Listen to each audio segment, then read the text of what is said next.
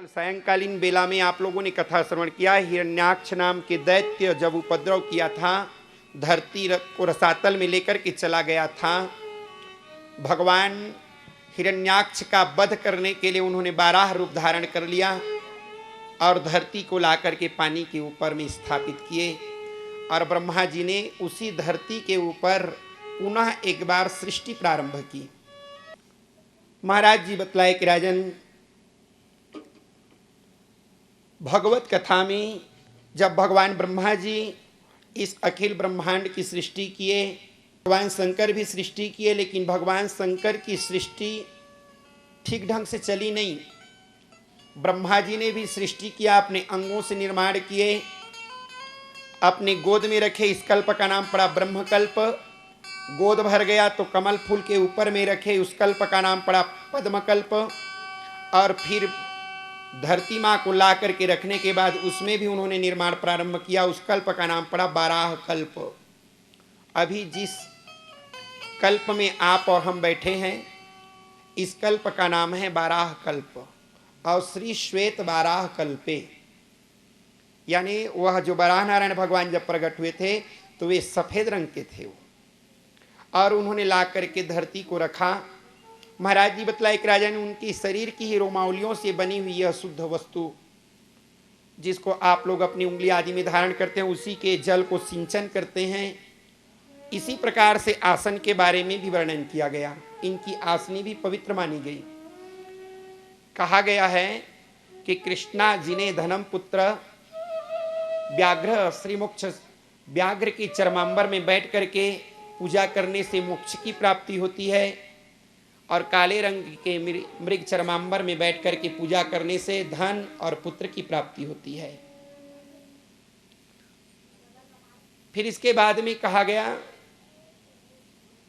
कि जब हम पूजन के समय पर अगर लगते हैं, बैठते हैं, तो आसन परम आवश्यक है। काष्ठासने भयम व्याधि, अगर हम कठुआ यानी लकड़ी के ऊपर पीढ़े आदि में बैठ करके पूजा करते हैं तो शरीर में भय और व्याधि पैदा हो जाती है। इसलिए कभी भी पूजन के समय पर पीढ़ा आदि की उपयोग न करें, आसन की उपयोग करें। काष्ठासने भयम व्याधि, पाषाणे हानि रेवच, पत्थर में बैठ करके पूजा करने से बहुत हानि होती है घर में। बस वस्त्रास्त्र वृथा पूजा, वस्त्र को अगर बिछा करके अगर बैठ करके पूजा किया जाए तो पूजा अवृथा हो जाता है। और धरण्याम निर्धनो भवेत्, कई लोग खाली जमीन में ही बैठ करके पूजा करते हैं तो वह व्यक्ति बहुत जल्दी निर्धन हो जाता है। कुशासने ज्ञान वृद्धि च, कुश के आसन में बच्चों को बैठा करके जरूर गुरु मंत्र की या इष्ट देव की जप करवाओ या सरस्वती के बीज मंत्र की जाप करवाओ, मेधा प्रज्ञा बढ़ती है इससे। कुशासने ज्ञान वृद्धि च कंबले च उत्तमे गति, कंबल में बैठ करके पूजा करने से उत्तम गति की प्राप्ति होती है। इसी प्रकार से वस्त्रों के बारे में भी कहा गया कि हम पूजा के समय जब बैठते हैं तो हमारी पूजा, हमारा वस्त्र पवित्र होना चाहिए। अब कौन सी कपड़ा को पवित्र करके रखे, तो कारपसम कटि संयुक्तम, सूती कपड़े को कमर से एक बार उतार दो तो वह अपवित्र हो जाता है, दूसरा पहनने के लायक नहीं रहता। और कहा गया कारपसम कटि संयुक्तम, फिर उसके बाद एक रेशमी कोसे का कपड़ा है, कौसे या भोजनोत्तरम, जब तक के कोसे के कपड़े को पहनकर भोजन नहीं करोगे तब तक वह पवित्र बना ही रहता है, चाहे वो फट क्यों न जाए। कौसे या भोजनोत्तरम, भोजन करने के बाद में ही कोसे का कपड़ा अपवित्र माना जाता है। और उर्णावाते न शुद्ध्यंती, आप जो ऊनी के कपड़े पहने रहते हो ना, इसको हवा में एक बार फटकार भर दो, ये पवित्र हो जाएगा। इसको पानी में धोने की आवश्यकता नहीं। उर्णा वाते न शुद्ध्यंती, ऊनी के कपड़े को वात यानी हवा से ही केवल शुद्ध किया जा सकता। पूजन के समय पर भी महाराज जी बतलाए कि राजन, आदमी को स्वस्थ चित्त होकर के पूर्व दिशा की ओर मुंह करके पूजन करें। सर्वप्रथम पवित्रीकरण जरूर कर लें अपने तन की, वस्त्र की और पूजन सामग्री की। सो करके उठने के बाद में दोनों हाथ को रगड़ते हुए पहले अपने हाथ का दर्शन करें और हाथ के दर्शन करने के बाद में माँ धरती को नमन करते हुए प्रणाम करते हुए बोले, माँ अब मैं आपकी गोद में आ रहा हूँ। माँ मेरा पैर कभी भी कुमार्गगामी न बन जाए, इसको बचाते रहना माँ। और मैं आपके ऊपर में आ रहा हूँ, इसमें त्रुटि होगी, इसको आप क्षमा कर देंगे माँ।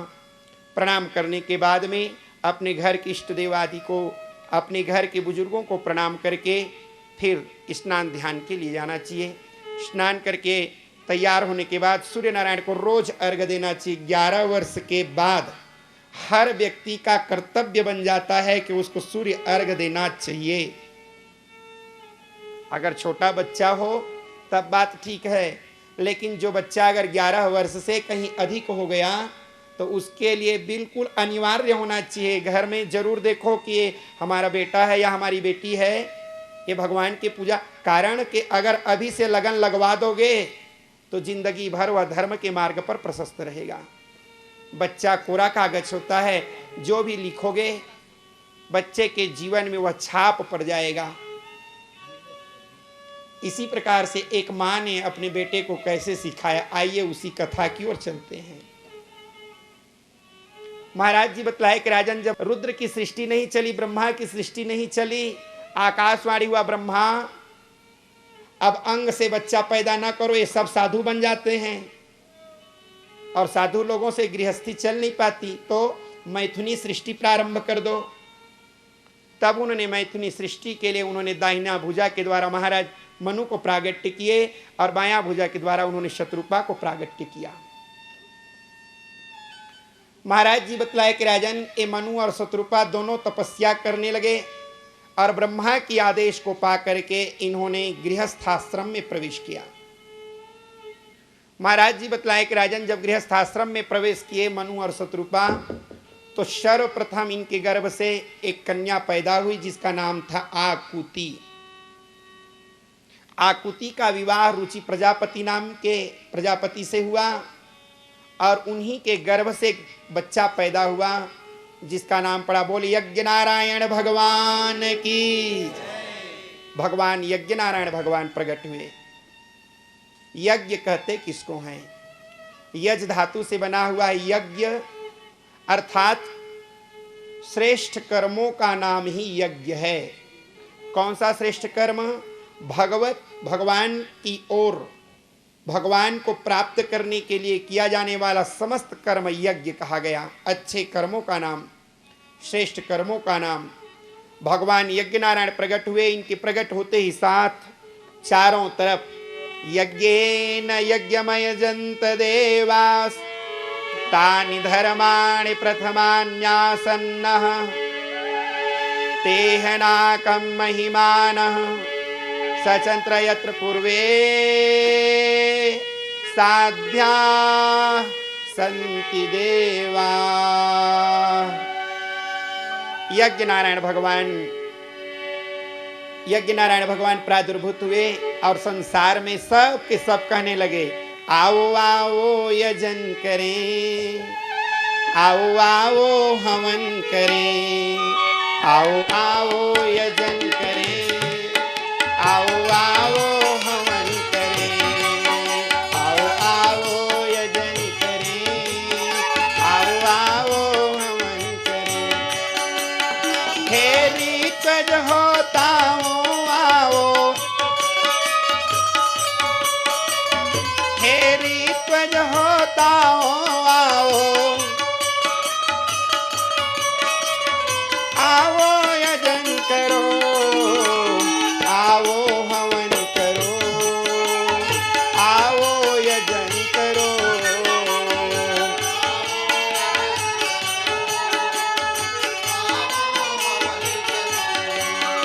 आओ आओ यजन करो, आओ आओ यजन करो।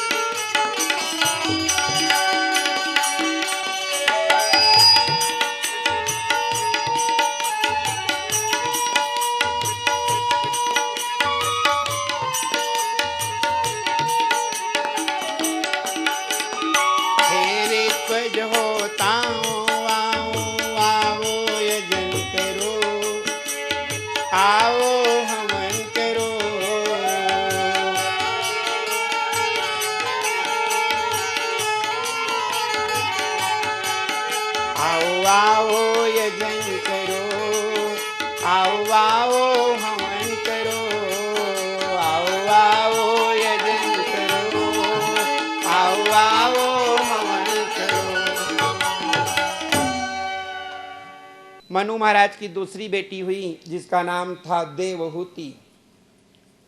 जो देवताओं को जिसमें आहुत करने की क्षमता हो, बुलाने की क्षमता हो, उसका नाम है देवहूति। महाराज जी बतलाए कि राजन ये देवहूति जो थी, जब पल बढ़ करके तैयार हुई, पल बढ़ करके तैयार होने के बाद में पिताजी के मन में चिंता हुआ कि बेटी के लिए अच्छा योग्य वर मिल जाए। बेटी छोटी है तब तक के माँ बाप निश्चिंत रहते हैं, बेटी बड़ी हुई तो दुलरू बाबू, दमान बाबू अच्छा मिल जाए, बोतलहा छाप ना निकले, जुअरिया ना निकले, दमान बाबू अच्छा रहे, चिंता हो जाती है माँ बाप के मन में। महाराज जी बतलाए कि राजन ये चिंता होने लगी मन में। ब्रह्मा जी के पास जाकर के पूछे, ब्रह्मा जी अच्छा योग्य वर बतलाइए ना आप, मैं अपनी बेटी देवहूति का कन्यादान उसी के साथ कर दूं। ब्रह्मा जी पूछे, मेरे पास 3 क्वालिटी का वर है, एमए वाला अलग है, बीए वाला अलग है और हायर सेकेंडरी वाला। आप बताओ किस क्वालिटी के वर लेना चाहते हो? बोले अच्छा क्वालिटी वाला कौन है? बोले एमए वाला है। मतलब बोले 3 कल्प का वर मेरे पास है। प्रथम कल्प में हुआ ब्रह्म कल्प, इसमें सब बड़े बड़े महान योगी पैदा हुए थे, बहुत बड़े बड़े विद्वान। और एक कल्प में हुआ जिसका नाम था पद्म कल्प, ये कुछ उससे कम हैं। और तीसरे कल्प में 12 कल्प में भी अनेकों वर पैदा हो चुका है। आप बतलाओ किस कल्प के वर को लेना चाहते हो? बोले वो अच्छा वाला को देना महाराज। तो बोले एक व्यक्ति है जो अभी तपस्या में रत है, शायद वो विवाह करेंगे, जाओ। नाम क्या है महाराज? बोले कर दम। जो दम कहते हैं इंद्री को, जो अपने इंद्री को दमन कर दे उसका नाम है कर दम। जीवन में बेटी को कर दम को दो, जो इंद्रियों को दमन करके रख ले अपने आप में।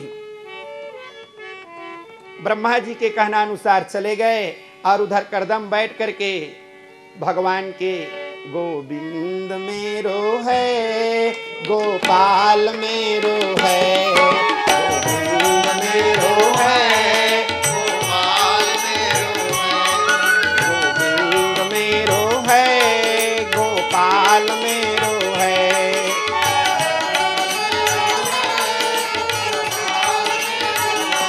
मेरे बाटे बिहारी नंदलाल मेरो है, मेरे बाटे बिहारी नंदलाल मेरो है, मेरे बाटे बिहारी नंदलाल मेरो है। मेरे बाटे बिहारी नंदलाल मेरो है। गोविंद मेरो है, गोपाल मेरो है,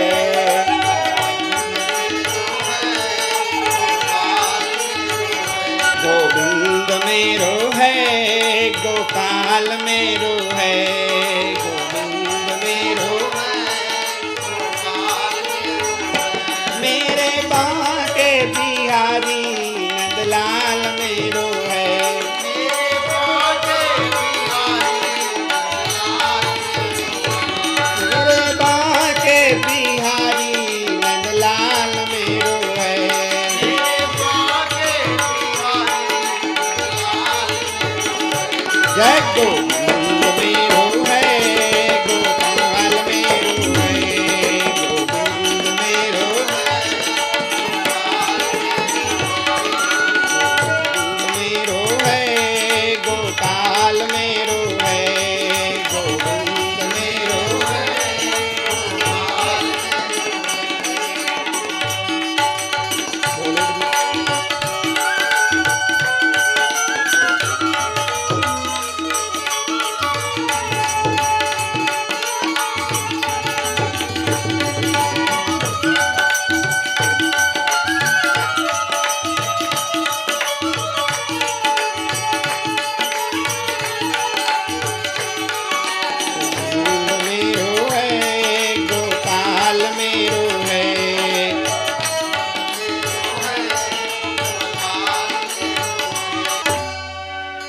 इतनी कठिन तपस्या में रत थे। इनकी कठिन तपस्या को देख करके भगवान विष्णु के मन में हुआ कि जाकर के मैं अपने भक्त को दर्शन दे दूं। उसी समय भगवान शंख चक्र गदा पद्म धारण किए हुए जैसे सामने में कर्दम ऋषि के सामने में प्रकट हुए। बरम ब्रूहि बर मांग ले कर्दम। जैसे ही उन्होंने भगवान को नेत्र खोल करके देखा, साक्षात भगवान का दिग्दर्शन हुआ। चरणारविंद को पकड़ करके उन्हें दंडवत प्रणाम किया। प्रणाम करने के बाद भगवान बोले, बरम ब्रूहि बर मांग, क्या लेना चाहता है? बोले, बस प्रभु, आपको देखने के बाद अब मेरी इच्छा पूर्ण हो गई, कुछ नहीं चाहिए दीनानाथ। भगवान बोले, मोर दरस अमोघ जग माही। मेरा दर्शन अमोघ है करदम, कुछ न कुछ लेना पड़ेगा, मांग लो। बहुत भगवान बार बार बोले, लेकिन तब भी स्वीकार नहीं कर रहे थे। भगवान जब जैसी अंतर ध्यान होने का समय हुआ तो करदम ने कहा, एक ठो इच्छा है प्रभु। बोले, क्या? चाहम तुम ही समान सुत, प्रभु सन कवन दुराव। चाहम तुम ही समान सुत, प्रभु सन कवन दुराव।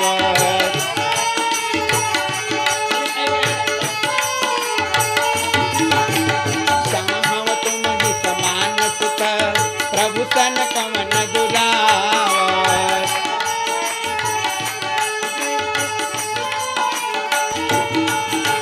प्रभु सन कवन दुराव, प्रभु सन कवन दुराव।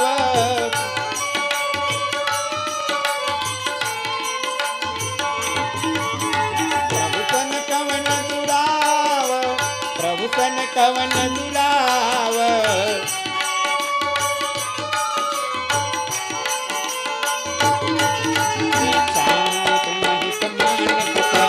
प्रभु तन कवन दुराव, चाहो तुम ही समान सुत, चाहो तुम ही समान सुत, प्रभु तन कवन दुराव।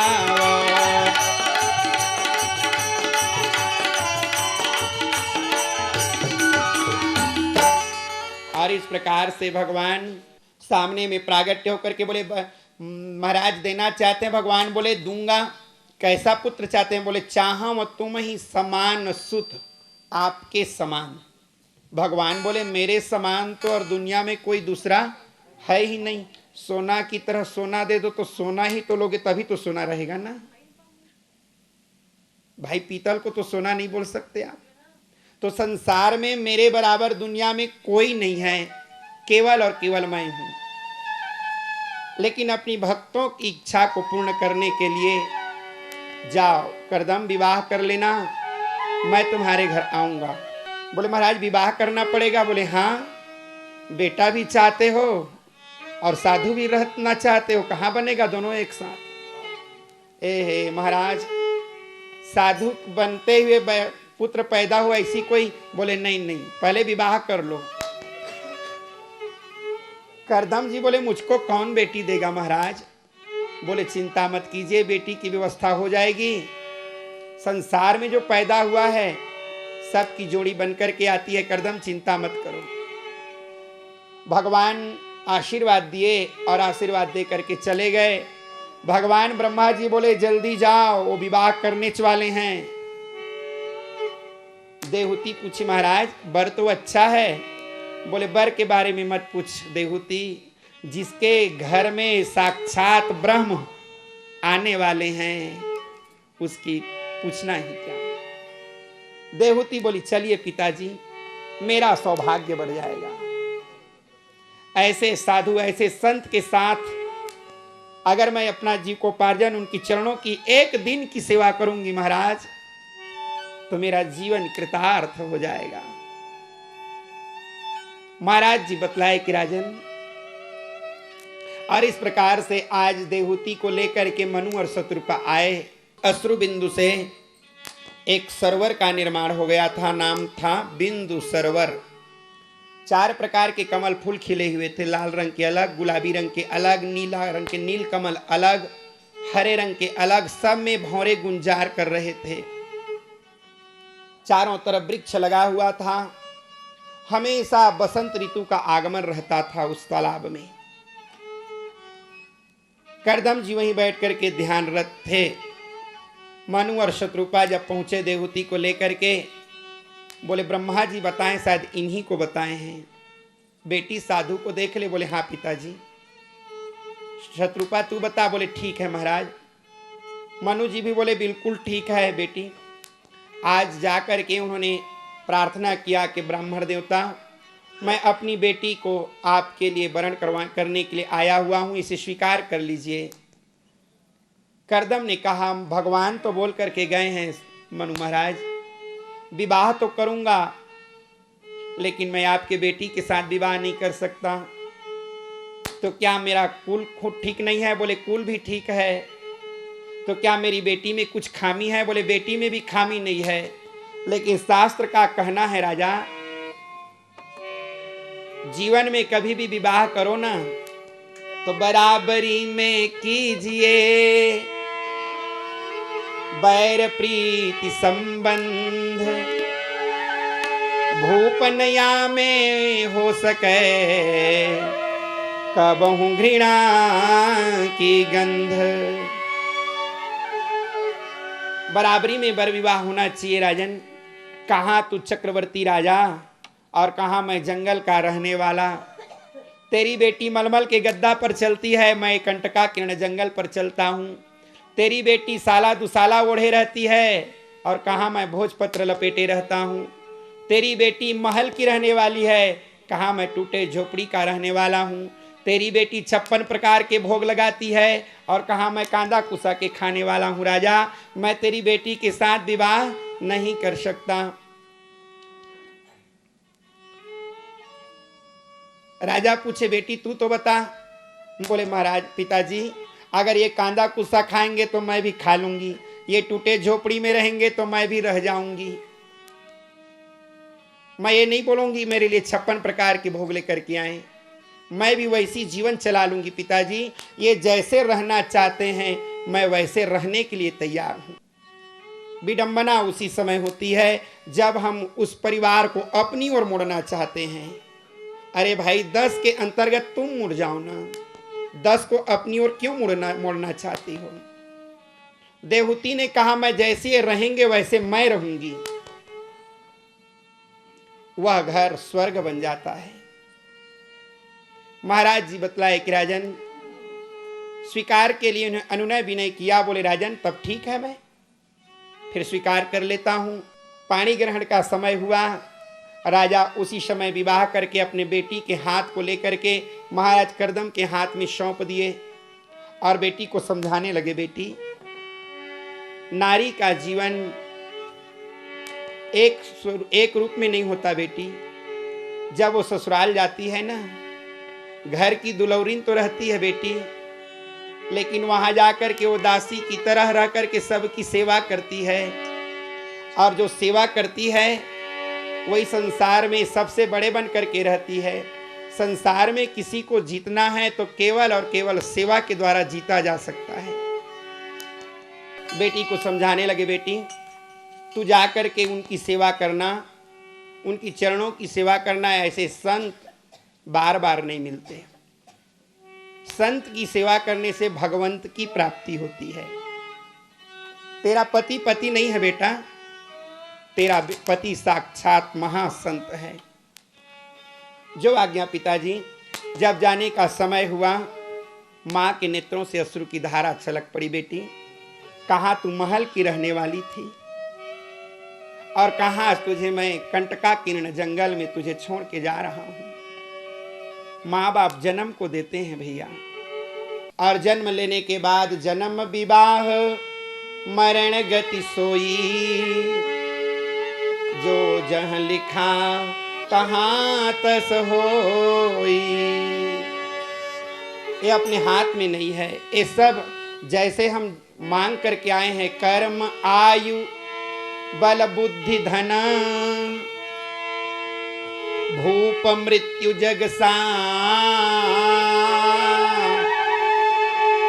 लिखे विधाता गर्भ में सब प्राणिन के मात।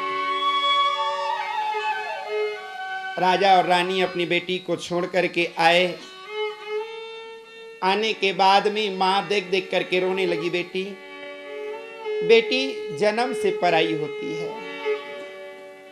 जो बेटी घर के मुख्तियारिन बन के रहो, सबके ऊपर हुक्म चलाती है जी, वो बेटी उतने ही बाप को डांटती है, उतनी माँ को डांटती है, उतनी भाभी को भी डांटती है और कहती है कि पापा आप गोली को अभी तक के नहीं खा। सब कोई डरते भी हैं उस बेटी से,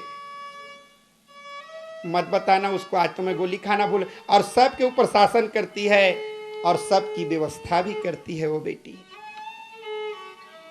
सबकी व्यवस्था में कमी नहीं करती। किसके लिए किस चीज की आवश्यकता है सबको ला करके आपूर्ति कर देती है। लेकिन वही करेजे की टुकड़ा, एक पत्थर भी पड़ा रहता है तो देखती है हमारे घर का पत्थर है, उसको भी वो लेकर के आ जाती है। कितना ममता कितना प्रेम होता है उस घर के प्रति। जब वही बेटी पल बढ़ करके तैयार होती है, जिस घर को कभी देखे नहीं रहती, जिस घर के लोगों को कभी पहचाने नहीं रहती, जिस घर में कभी जिस गांव का नाम नहीं सुना रहती, और वहां जा करके अपना वो महल बसाती है। और ज्यादा नहीं, 4 दिन के बाद में जब आती है ना, चौथिया लेवा करके लाते हैं तो पूछती है माँ मैं किस कमरे में जाके रहूं। पहले जमाने में वो भाभी को भैया को उठा के पलंग में सो जाती थी और लोग उसकी बात को मानते थे। लेकिन 4 दिन के बाद में जब आती है ना, तो घर की मुख्तियारिन बेटी तब पहुना हो गए। आज ले हमर बर बेटी पहुना हो गए, तब पहुना हो गए। आज ले हमर बर बेटी पहुना हो गए, पहुना हो गए। आज ले हमर बर बेटी पहुना हो गए, तब पहुना हो गए। आज ले हमर बर बेटी पहुना हो गए, तय पहुना हो गए, तय पहुना हो गए,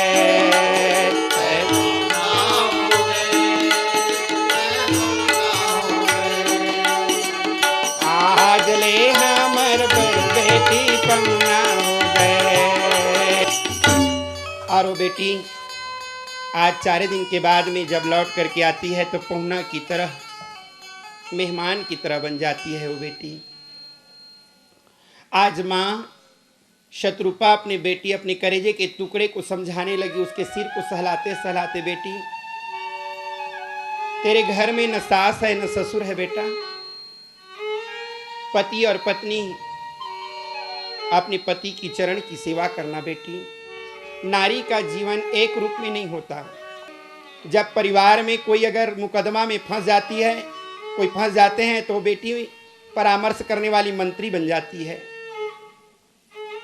और जब सेवा करती है तो उतना 5000 की नौकरानी भी सेवा नहीं करती जितना वो पत्नी कर देती है।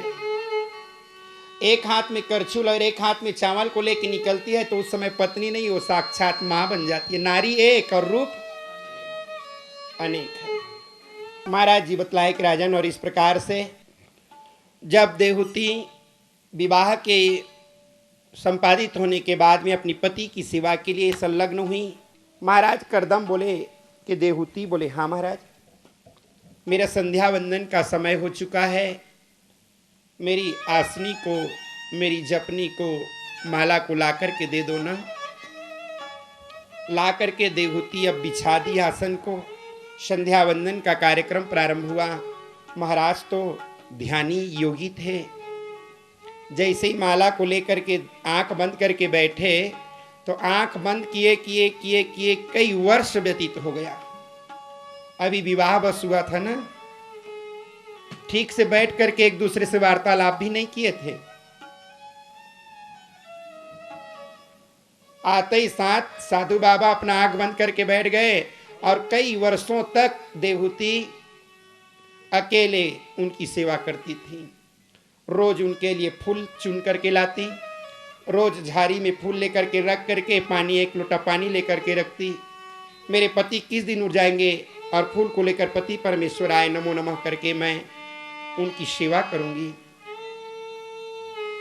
बहुत दिनों के बाद तब तक देवहूति का बाल पक चुका था। 20 वर्ष की अवस्था में शादी हुई, 40 वर्ष तक के आंख मुंदाए रहा, तो 60 साल के बाद एक दिन अचानक उनकी ध्यान टूटी।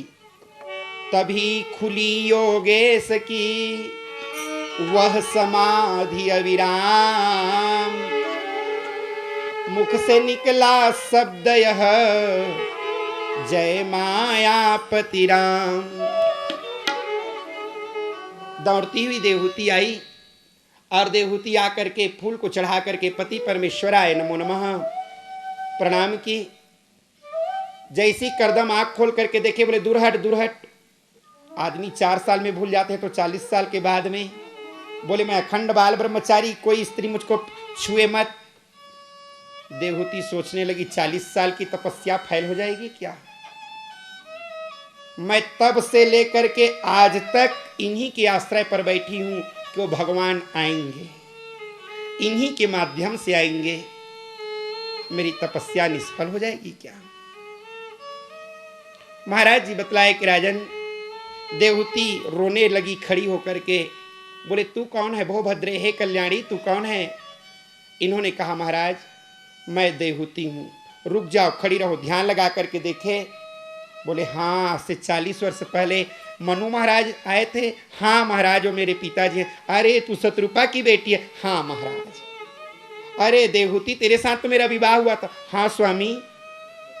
ओहो, ये गलती होने जा रही थी, देवहूति क्षमा कर देना।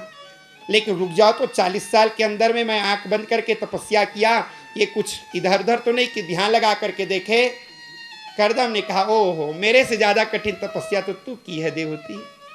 अरे मैं तो एक बार आंख बंद करके बैठ गया, और तू कितनी सेवा की है, कितनी सेवा। रोज मेरे लिए कंद मूल फल लेकर के आती थी, रोज मेरे लिए पूजा की व्यवस्था करती थी। एक ठो साड़ी को पहने पहने 40 वर्ष तक कैसे गुजारा की होगी। तपस्या तो तूने की है देवहूति। जाओ, इस तपस्या की सिद्धि का फल मैं तुम्हें देता हूं। इस बिंदु सरोवर में जाकर के स्नान कर लो। जैसी स्नान करने के लिए डुबकी लगाई, जो 4 साल की बुढ़िया थी ना, वो 16 साल की कन्या बन गई जी। एकदम शरीर अपने आप हिष्ट पुष्ट तनु भय सुहाए, मानहु अब ही भवन ते आए। ऐसा लगने लगा कि अभी राजकुमारी अभी भवन से आ रही है। और जब देखे तो यहाँ कई 100 दासियां खड़ी हुई थी, कोई महावर लेके, कोई बिछिया लेके, कोई पायजेब लेकर के, कोई साड़ी लेकर के, सब के सब खड़ी थी। देवहूति देख के आश्चर्य में पड़ गई। हैं आप लोग कौन हो? बोले दीदी हम आपके पति के जो तपस्या करते उसकी सिद्धि हैं। कैसे आई हो? बोले आपकी चरणों की सेवा करने के लिए, हमें हमारी सेवा स्वीकार कर लो दीदी। और वो सिद्धियां आकर की इतनी सुलह श्रृंगार कर दी, दे दीप्यमान, ऐसा सुंदर साड़ी पहना दी कि जितने ही दिन होता था उस साड़ी की चमक अपने आप बढ़ने लग जाती थी। दिव्य बसन भूषण पहिराए, नित नव नूतन अमल सुहा। नित्य नया होने वाला था वो वस्त्र, कभी धोना नहीं पड़ता था। इतनी सुंदर देवहूति सज करके आई। करदम ने कहा अब ठीक है। उन्होंने अपने मंत्र से अभिमंत्रित जल को सिंचन किया, और सिंचन करने के बाद उन्होंने एक विमान का निर्माण किया। उस विमान का नाम पड़ा कामग विमान, जिसमें हर प्रकार की सुविधा थी। 9 मंजिल का बना हुआ था वो विमान। हर मंजिल में अलग अलग, वहां सोने के लिए अलग कमरे की व्यवस्था, बैठक रूम अलग, सब प्रकार की व्यवस्था थी। उसमें किसी प्रकार की कमी नहीं थी। दास दासियां भरी हुई थी सेवा के लिए। और उसी विमान में करदम और देवहूति बैठे। क्या करेंगे महाराज? बोले सांचा अच्छी रहेगी ना देवहूति, तो इससे पैदा होने वाली वस्तु भी अच्छा रहेगा। इस मानव देह को पवित्र करने के लिए, शुद्ध करने के लिए क्या करना पड़ेगा महाराज? बोले चलो इसको पवित्र कर लेते हैं। कहाँ पवित्र होता है? बोले संसार में तीर्थ भ्रमण करने से शरीर की पवित्रता होती है। हम भी संसार में जितने भी तीर्थ हैं सबको भ्रमण कर लेते हैं देहूती, और देहूती को उसी कामक विमान में बैठाकर भारत के संपूर्ण बड़े बड़े तीर्थों में लेकर के भ्रमण कराए, और भ्रमण करा करके फिर गार्हस्थ जीवन में प्रवेश किए। कारण कि संसार में महाराज जी बतलाए कि राजन, आज इधर देहूती जैसी भ्रमण करके आई, पति की सेवा में संलग्न हुई, कुछ समय के बाद गर्भावस्था धारण करके एक कन्या को उन्होंने जन्म दिया। उस कन्या का नाम पड़ा कला, और कला का विवाह मरीचि नाम के ऋषि के साथ में कर दिया गया। दूसरी गर्भवासा फिर हुई, जैसी गर्भ धारण किया गया दूसरी बच्ची फिर हुई।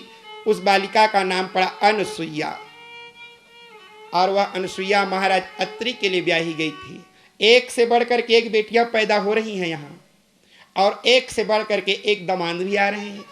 एक मरीचि नाम के ऋषि के साथ में अपनी बेटी कला का विवाह किया।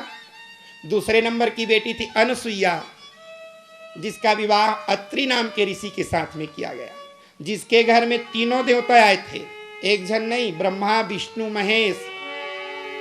जब नारद जी पहुंचे, कहाँ से आ रहे हो नारद? तो तीनों देवी वहां बैठी हुई थी, ब्रह्माणी, रुद्राणी और लक्ष्मी। बोले मैं बैकुंठ से आ रहा हूँ माँ। लक्ष्मी बोली पागल हो गया है, बैकुंठ तो यही है पगला।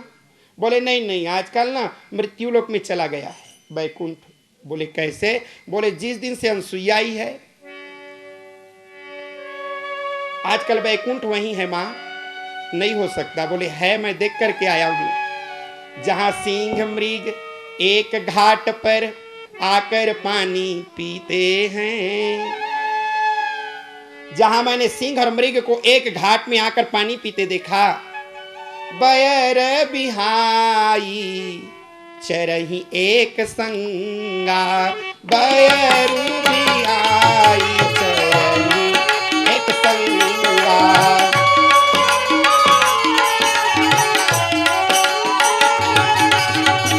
बयर बिहाई चरही एक संगा, बयर बिहाई बयर बिहाई चरही एक संगा।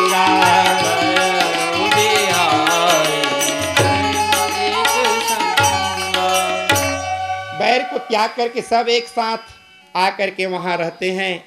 महाराज जी बतलाए कि राजन, ब्रह्मा विष्णु महेश के आने के बाद में भिक्षाटन के लिए आते, भवत भिक्षाम देहि। मैया निकली, बोले हम लोग ऐसी भिक्षा नहीं लेंगे। तो देना चाहती हो? बोले हाँ। पक्का दोगी अनसुईया? अनसुईया धक धकाने लगी, कुछ इधर उधर के ना मांग दे। मैं पूछ के आ रही हूँ महाराज अंदर से। महाराज जी बोले क्या है अनसुईया? बोले 3 जन साधु बाबा आए हैं और वो बार बार पूछते हैं दोगी दोगी करके, पता नहीं क्या मांग दे। महाराज दूं कि मत दूं? बोले रुक जाओ, ध्यान लगा के देखे। अच्छा जल्दी जाओ, जो मांगे बिल्कुल दे ही देना, इधर उधर सोचना मत। वो बोले और आप हाँ कह देना। महाराज कुछ ऐसा बोले, जो मांगे दे देना, मैं कह रहा हूँ। बोले हाँ। आए और आकर के बोले महाराज मांग लीजिए। दोगी? बोले हाँ। बोले निर्वस्त्र होकर के भोजन करवाना पड़ेगा, तुम सती नारी हो, सोच लो। बोले दूंगी महाराज। तीनों देवता अगबक्का गए। अरे तो भी स्वीकार कर लिए और लेकर के आए। बोले आइए महाराज। तुम समझ रही हो अनसुईया कौन है? बोले नहीं महाराज। अरे पगली, ये कोई और नहीं, ये साक्षात हमारे घर में वही मांगने के लिए आए हैं, ब्रह्मा विष्णु और महेश। ना जाने किस भेष में बाबा मिल जावे भगवान रे।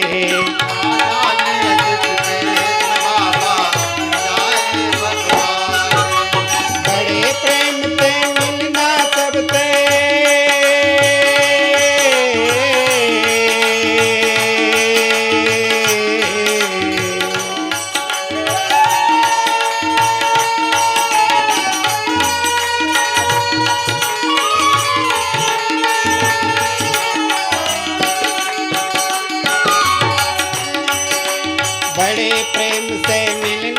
सबसे दुनिया में इंसान रे।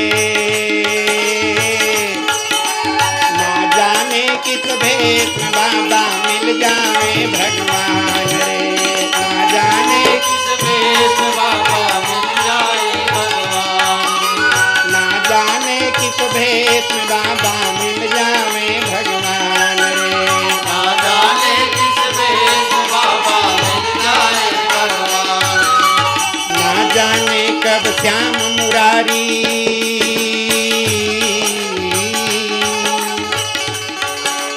ना जाने कब श्याम मुरारी आ जावे बन करके भिखारी। बन करके भिखारी आ जाए बन करके भिखारी। ना जाने कब श्याम मुरारी आ जाए बन करके भिखारी। बन करके भिखारी आ जाए बन करके भिखारी। बड़े प्रेम से मिलना सबसे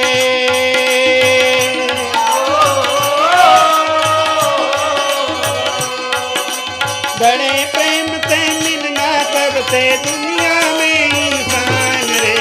ना जाने किस बाबा मिल जाए भगवान रे।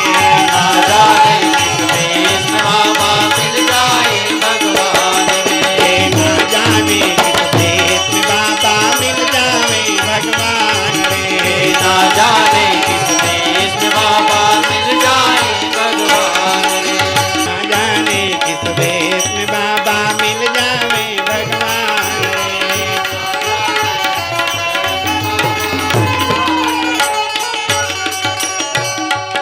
और इस प्रकार से महाराज जी बतलाए कि राजन भगवान तीनों के तीनों आए हुए हैं बालक के रूप धारण कर लेकर के अनसुईया जल सिंचन की 6-6 महीना के बालक बन गए।